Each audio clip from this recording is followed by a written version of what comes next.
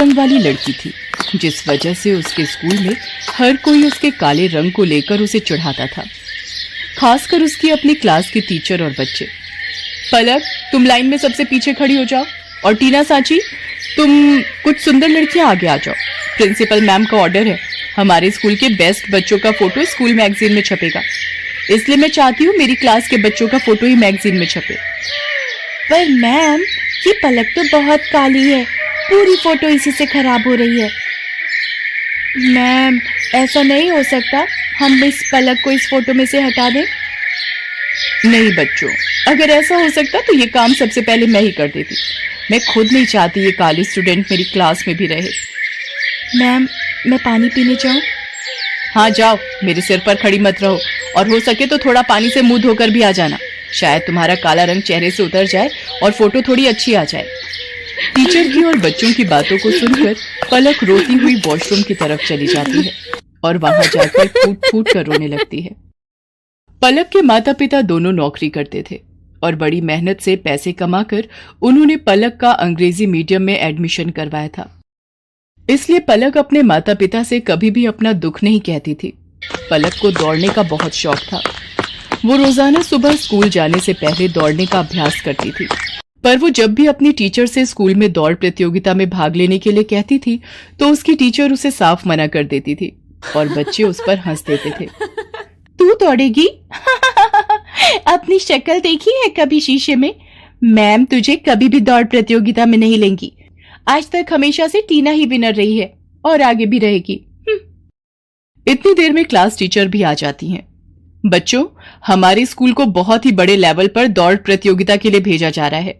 टीना, मैंने तुम्हारा नाम प्रिंसिपल मैम को दे दिया है। ओके मैम, मैं आज से ही प्रैक्टिस शुरू कर देती हूँ। मैम, मैं भी दौड़ प्रतियोगिता में भाग लेना चाहती हूँ। नहीं पलक, मैं तुम्हें इस प्रतियोगिता में नहीं ले सकती। तुम देखने में बिल्कुल भी सुंदर नहीं हो, और अगर मैंने तुम्हें इस प्रतियोगिता में ले लिया और तुम हार गई तो प्रिंसिपल मैम मुझ पर गुस्सा होंगी। पलक रोती हुई घर आती है, पर जैसे ही वो अपनी माँ को सामने देखती है, अपने आंसू पोंछ लेती है और खाना खाने बैठ जाती है। पर उसका मन उदास था, इसलिए पलक अगले दिन स्कूल की छुट्टी ले लेती है। उसे पता था कि वो स्कूल जाएगी तो और बच्चों को प्रतियोगिता में जाता देख उसका मन दुखेगा। अरे पलक बिटिया, आज तू स्कूल नहीं जा रही? नहीं माँ, आज बस थोड़ा सिर में दर्द है, इसलिए घर पर आराम करूंगी। कोई बात नहीं पलक बिटिया, तू तो रोजाना ही स्कूल जाती है, आज छुट्टी कर ले और आराम करना। एक काम करो, आज तुम चले जाओ, मैं पलक के पास ही रुक जाती हूँ। उसे किसी चीज की जरूरत होगी तो बना दूंगी। ठीक है, फिर मैं अकेला ही काम पर चला जाता हूँ। पलक की माँ उसके पास ही घर पर रुक जाती है। पलक सो रही थी और उसकी माँ काम कर रही थी। इतनी देर में दरवाजे पर कोई आता है। जी, मेरा नाम रामलाल है, मैं पलक बिटिया के स्कूल का चपरासी हूँ। मुझे वहाँ की प्रिंसिपल मैम ने भेजा है। उन्होंने तुरंत ही पलक को स्कूल बुलाया है। वो किसी दौड़ प्रतियोगिता में जाना है, शायद यही बात हो रही थी। पलक को, पर उसकी तो अभी तबीयत। रामलाल भैया, आप मैम को बोल दो मैं अभी तैयार होकर स्कूल पहुंचती हूँ। दौड़ प्रतियोगिता का नाम सुनकर मानो पलक के दिमाग में कौन सी फुर्ती आ गई कि वो जल्दी से तैयार होकर स्कूल पहुंच गई। अच्छा, तो तुम पलक हो बेटा, हमें तुम्हारी बहुत जरूरत है और इस स्कूल को भी। टीना जो तुम्हारी क्लास की है वो इस प्रतियोगिता में भाग नहीं ले सकती। उसके पैर में चोट आ गई है, इसलिए डॉक्टर ने उसे दौड़ने के लिए मना किया है। हम चाहते हैं कि तुम अपने स्कूल के लिए इस प्रतियोगिता में हिस्सा लो और जीत कर ही लौटो।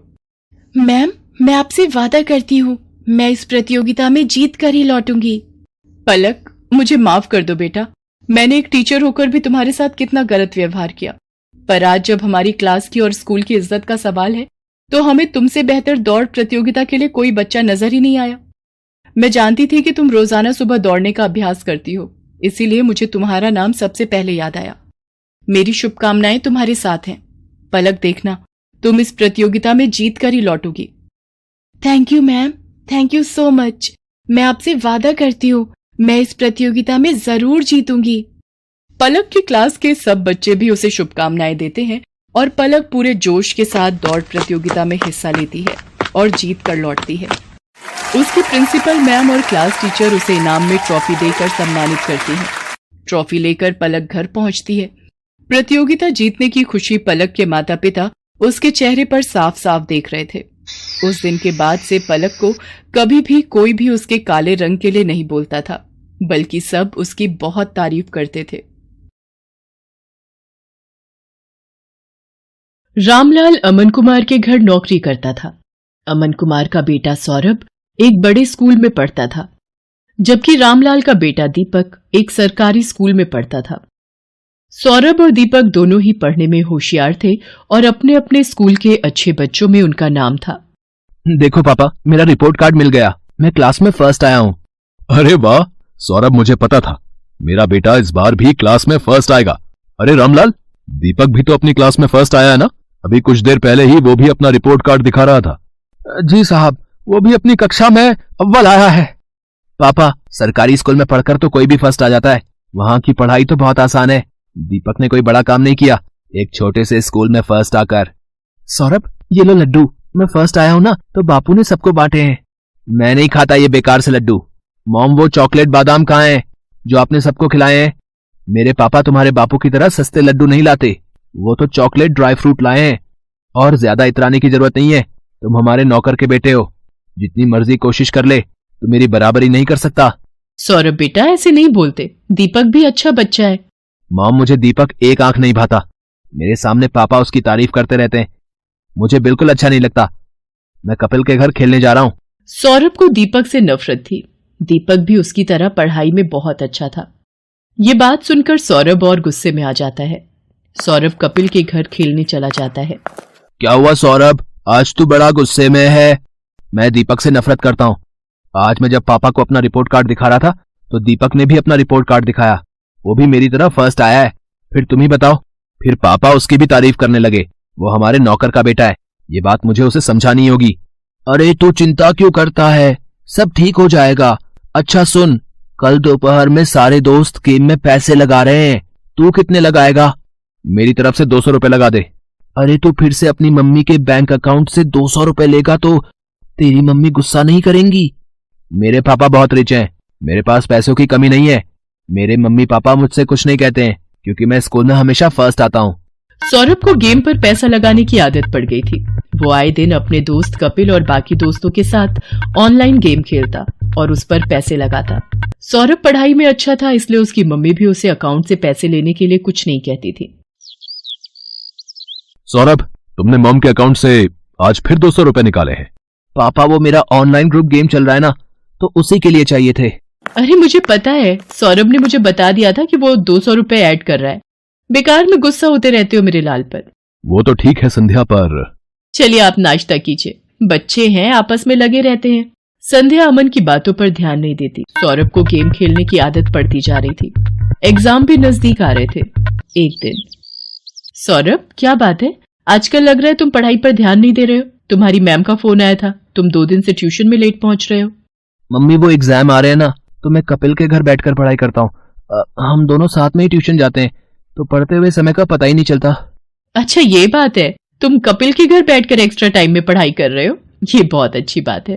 उधर दीपक भी अपनी आने वाली परीक्षाओं की तैयारी कर रहा था। बापू, इस बार मुझे फिर से फर्स्ट आना है, देखना मैं खूब मेहनत करूंगा। मुझे पता है मेरे बेटे, तुम पढ़ाई में बहुत मेहनत कर रहे हो। देखना, तुम्हारा ये जोड़ा हुआ विद्याधन एक दिन तुम्हारे बहुत काम आएगा और तुम एक दिन हम सबका नाम रोशन जरूर करोगे। चलो दीपक बेटा, अब आकर ये दूध चावल खा लो, मैंने तुम्हारी पसंद के बनाए हैं। और तुम वो कहाँ जा रहे हो अपनी कक्षा के बच्चों के साथ? माँ, मैं साइंस म्यूजियम देखने जा रहा हूँ, वहां पर विज्ञान संबंधित बहुत से उपकरण हैं। टीचर बता रही थी हमें वहां जाने से बहुत कुछ सीखने को मिलेगा। अच्छा, ये तो बहुत अच्छी बात है। दीपक स्कूल के बच्चों के साथ साइंस म्यूजियम देखने जाता है। वहां उसे प्राइवेट स्कूल के बच्चे भी दिखाई देते हैं, जिनमें सौरभ भी होता है। सौरभ, ये तो वही लड़का है जो कई बार तेरे घर पर भी देखा है। अरे ये हमारे नौकर रामलाल का ही तो लड़का है, गरीब नौकर का बेटा है ये। हाँ, ये नौकर का बेटा है, फिर तो ये भी नौकर हुआ। सब बच्चे दीपक पर हंसने लगते हैं। दीपक घर आकर सुस्त और उदास हो जाता है। बापू, सब बच्चे मुझे नौकर का बेटा कहकर चिढ़ा रहे थे, सब बच्चे मेरे ऊपर हंस रहे थे। अरे मेरे बच्चे, तू इतनी सी बात पर बुरा मान गया। मैं तुझे तभी तो पढ़ा लिखा कर बढ़ा रहा हूँ ताकि तू पढ़ लिख कर बड़ा आदमी बन सके और पैसे कमा सके। रामलाल की बातों को सुनकर दीपक में हिम्मत आ जाती है और वो खुश हो जाता है और खूब मन लगाकर पढ़ाई करने लगता है। अगले दिन दीपक स्कूल जाता है तो उसकी टीचर उसे कक्षा में पूरे साल अच्छा करने के लिए पुरस्कार देती है। दीपक ने पूरे साल बहुत मेहनत करके अव्वल स्थान पाया है, इसलिए दीपक को स्कूल की तरफ से कक्षा में best student of the year का अवार्ड दिया जा रहा है। और मैं जानती हूँ कि फाइनल एग्जाम जो आने वाले हैं, दीपक उसमें भी फर्स्ट क्लास पास होने की पूरी कोशिश में लगा होगा। Thank you ma'am. सब बच्चे तालियां बजाकर दीपक की प्रशंसा करते हैं। घर आकर दीपक अपने बापू और माँ को सारी बात बताता है। अरे वाह, ये तो बहुत सुंदर पुरस्कार है। जीते रहो मेरे बच्चे। बापू, मैं ये पुरस्कार अमन अंकल को दिखाकर उनका आशीर्वाद लेना चाहता हूँ। ठीक है बेटा, चल तू उनका भी आशीर्वाद ले ले। संध्या, तुम्हारे बैंक अकाउंट से 1 लाख रुपए निकल गए और तुम्हें पता तक नहीं। मैं भला इतने पैसे एक साथ कहाँ खर्च करूंगी? मुझे भी कुछ समझ नहीं आ रहा, ये सब कैसे हो गया? रुको, मैंने बैंक से सारी डिटेल निकलवाई है। बैंक की तरफ से ही फोन है। अमन बैंक वालों से फोन पर बात करने लगता है। रामलाल और दीपक भी वहीं खड़े थे। हो गया सत्यानाश। और दो लाडले को मोबाइल फोन। तुम्हारे बेटे ने बेवकूफी में 1 लाख रुपए न जाने किसी ऑनलाइन गेम में लगा दिए। अब भुगतो।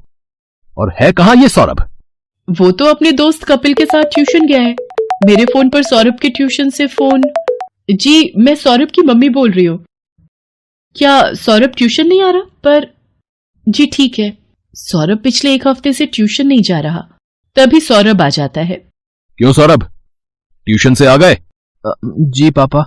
अब तुम झूठ भी बोलने लगे हो। तुमने 1 लाख रुपए किसी ऑनलाइन गेम में लगा दिए और 1 हफ्ते से ट्यूशन भी नहीं जा रहे हो। 2 दिन बाद तुम्हारे फाइनल पेपर हैं। Papa mummy, I am sorry. मैं कपिल के बहकावे में आ गया था और उसी की वजह से आज मैं स्कूल टेस्ट पेपर में भी पहली बार फेल हो गया। अरे रामलाल, तुम कब आए? और दीपक बेटा, ये तुम्हारे हाथ में क्या है? जी ये वो, आज मुझे स्कूल में बेस्ट स्टूडेंट का अवार्ड मिला तो आपका आशीर्वाद लेने आ गया। जीते रहो बेटा, खूब तरक्की करो। अमन दीपक को आशीर्वाद देकर चुपचाप अपने कमरे में चला जाता है। पापा, क्या मैं अंदर आ सकता हूँ? मुझे अभी तुमसे कोई बात नहीं करनी सौरभ, अपने रूम में जाओ।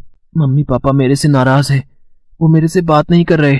सौरभ, अगर तुम्हें सच में अपनी गलती का एहसास है तो अपनी गलती को सुधारो, फिर तुम्हारे पापा का गुस्सा ठंडा हो जाएगा। मुझे पता है मम्मी, मुझे क्या करना है। सौरभ ने अब कपिल और उसके दोस्तों के साथ गेम खेलना बंद कर दिया और खूब मन लगाकर पढ़ने लगा। पर 2 दिन बाद उसका मैथ्स का पेपर था। उसने ट्यूशन की बहुत छुट्टियां ले ली थी और उसका कोर्स अभी बहुत बाकी रह गया था। मम्मी, मेरा बहुत सारा सिलेबस अभी रिवीजन के लिए बाकी है, मैं कैसे कर पाऊंगा? कुछ सवाल तो मुझे समझ भी नहीं आ रहे। सौरभ, तुम एक काम क्यों नहीं करते? दीपक की मैथ्स बहुत अच्छी है, उसके मार्क्स भी बहुत अच्छे आते हैं और मैंने सुना है अब तो सरकारी स्कूल की पढ़ाई भी बहुत अच्छी हो गई है और प्राइवेट स्कूल की किताबें और सरकारी स्कूल की किताबें एक जैसे कोर्स की पढ़ाई जाती हैं। मम्मी, क्या दीपक मेरी मदद करेगा? मैंने हमेशा उसके साथ गलत व्यवहार किया है। कोई बात नहीं, पर अब तुम्हें अपनी गलती का एहसास है, ये बहुत बड़ी बात है। रामलाल, दीपक को जरा बुला लाओ, सौरभ को मैथ्स में उसकी सहायता चाहिए।